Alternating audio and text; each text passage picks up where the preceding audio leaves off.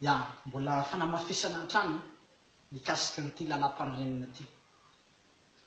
Antsika zany tokony ho tonga saina amin'izay manomboka eto hoe zavatra ity tena zavatra hanjary ary tena zavatra hovanona mihitsy, zavatra ho tanteraky.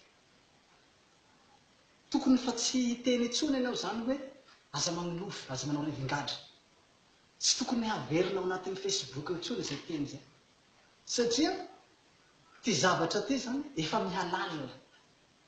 Raha nandeha anaty rano zany tsika dia karazany hoe efa mbozo. Donc zany zavatra efa lalina fa tsy hoe asangisangy io, fanakorotana-tsaim-bahoaka io, resaka sonongasononga io na resaka sangisangy vazivazy. Fa sy rety io. Matoa fa miboaka ny lalam-panorenana fa izy ty andeha zay. Fa izy ty fa hanjary ho tanterahana le izy. Dia eto koa zany dia manao fanamafisana koa zany hoe tiako zany ny hahatonga antsika rehetra zay efa resy lahatra amin'izao fanjakam-pisorona, amin'izao firotsahako candidat filoham-pirenena zao, mba hifanantonantona zany tsika rehetrarehetra. Satria zahay zany efa mametraka an'ireto zavatra reto amin'ny ambaratonga rehetrarehetra, ary efa mizarazara an'ireto lalam-panorenana reto amin'ny olona tsirairay avy. Dia efa manomboka zany mampahafantatra ny lamin'asa sy ny asa izay tokony nataontsika amin'izao fitondrana n'ity firenena malagasy ity. Ka ny fanitanako eto zany dia hoe antsika rehetrarehetra izay efa resy lahatra any dia ndao tsika hifanantonantona mba hahafahantsika zany mametraka amin'ity fanjakan'Andriamanitra ity eto amin'ity firenena ity. Satria izy ity tsy tahaka an'ilay rafitra politika ilay mahazatra antsika hatramin'izay ireny, fa rafitra fanjakan'Andriamanitra ity ataoko ity maha-candidat ny Jesosy ahy. Antsika moa zany zatra le hoe zao ny rafitra le politika, zao ny rafitra ny politika. Ity zany hafa noho ny rafitra politika. Ka tsara zany nareo mba mifanantonantona zany tsika amin'izao fotoana zao mba ahafahako zany mampitapita an'ilay zavatra aminareo hoe zao no atao, zao no atao, ohatran'izao ilay fombafomba. Satria zaho moa miresaka amin'ny Jesosy mivantana, dia Jesosy manam-pitahina an'ilay programa.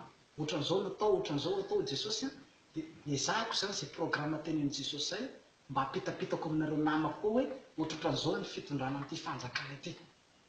Dia izay mihitsy mahatonga zao zany hoe manentana antsika zany izay efa namana resy lahatra rehetra mba hifanangonangona antsika, mba hahafahantsika mametrapetraka zany ny programa.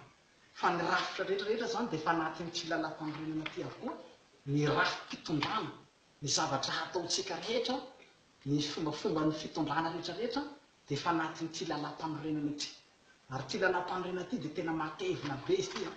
Boky matevim-be mihitsy izy hitanao io, boky be mihitsy. Misy tokony maro be ato, misy andininy maro be ato amin'ny mikasika ny fomba fifehezana amin'ny fametrahana ny fanjakana izay hoentintsika eto Madagasikara. I Jesosy mihitsy no nandrafitra an'ity lalam-panorenana ity. Ka ho antsika moa zany mbola betsaka amintsika mety tsy mpivavaka, betsaka amintsika mety tsy kristianina, dia izay mihitsy ilay ilaina zany fanantona antsika mba ahafahako zany miresaka aminareo hoe ohatran'izao ty rafitra izay hitondrana an'ity fanjakana ity amin'izao fanjakam-pisorona hoentiko zao. Ka tsara zany tsika dia efa tokony hifanantonantona dia n'izao mba ahafahantsika hifandinika sy hifandamina mikasika ny raharaham-pirenena ity. Arosontsika ny famonjena fa tsika tsy Andry Paoly. So dia tsika mbola hiandro andao aloha andrasana le propagandy, andao andrasana andam-pifidianana, andraso ny lalàna voatendry.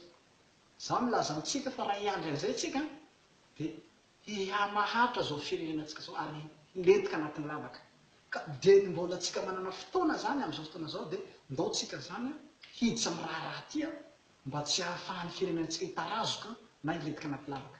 Ka miangavy antsika rehetra zany mba hifanantonantona amin'ity fandaminana hitondrasana amin'ity fanjakana ity. Ka dia misaotra anao manaraka an'izay fandaharana fahadimy izay fa dia misaotra anao fa mbola hitohy an-trano tsika amin'ny resadresaka mikasika an'ity lalam-panorenana fanjakam-pisorona ity. Misaotra tsika.